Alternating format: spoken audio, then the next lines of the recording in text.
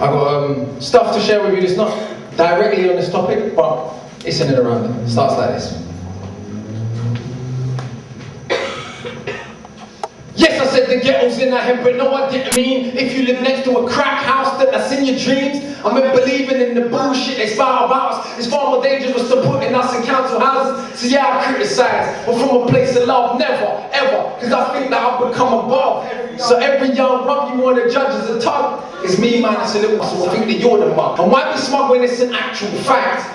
We all commit crime simply by paying tax, because we didn't go and tickle them people in Iraq and ask them so politely for all the minerals we extract. We blew children's heads off, set fire to backs. This is a gangster nation, get down and you get clapped. So when you see the youth they're running around on the road with heaters, don't be surprised, they're just copying their leaders. Long as the wars stay in places that are brown and poor, we can all pretend to be appalled, but we applaud. If you go up tonight, we can get violent. The policeman that doppers you will probably get knighted. So if I don't want to fight you hitting cause I'm frightened, I'll just fall and fight with those who really think they're tight. Shh, I ain't scared of bleeding, I am scared of breathing another breath in this world where everything is so uneven. Where millions murdered in the Congo and there's barely news. But if a footballer's wife should buy a pair of shoes, I'm supposed to give a fuck. Apparently what I do not. The world's a reflection of your block. And if you think a world that profit from their death and be totally cool, thinks you're better because you live here, then you're a bloody fool.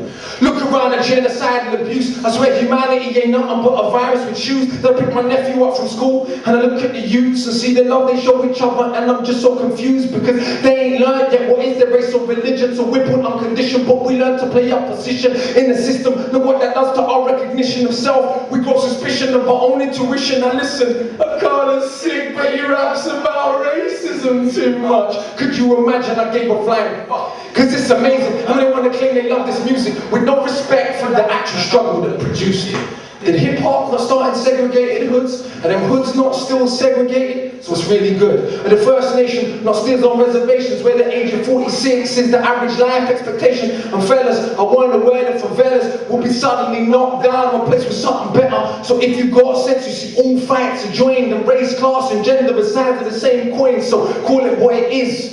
Like Carlin or Bill Hicks, not these patronizing left-wing little twits. Don't want to make me an exception for your mental protection from accepting the bullshit in the system we are left in. That was the clearest thing to come of recent events. All the closet bigots started speaking in minds again. So when the Jamaican or Asians misbehaving, of course it's because of their skin. Blonde hair shoots a million people, that's just him. And it's entertaining, some people are so thick, but I prefer that than all of the fake grins, because it's the only problem. People claim they want to solve but don't actually want to talk about how it evolved.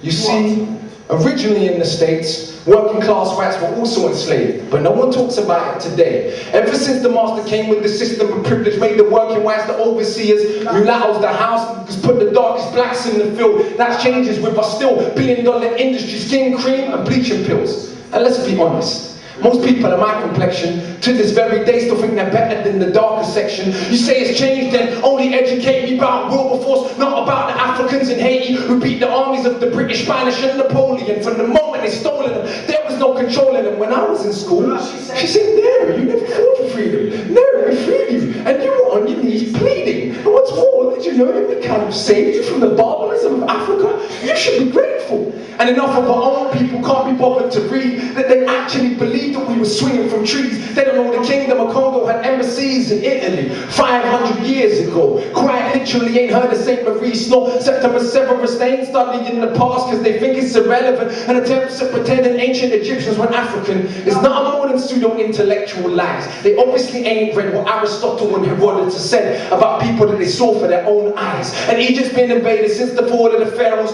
not once, not twice, but many, many times. Why do you think so many statues are missing noses? Even when them statues made of granite, it ain't one people alone. It's taught about themselves. We live on Celtic land, but don't learn about the Celts. The same Irish people you characterize as stupid during the dark ages, some of the most educated living in Europe. And did you learn the numbers you count with every day was invented by Indian people? I bet you didn't. Or how many million Indians fought for Britain in both world wars? Still you got the cheek to call them immigrants. We don't learn about Moors, of course. For some that knowledge dangerous. Is it a problem, the impact they had on the Renaissance? When people take power over another group, we minimize their achievements so we can make it feel true.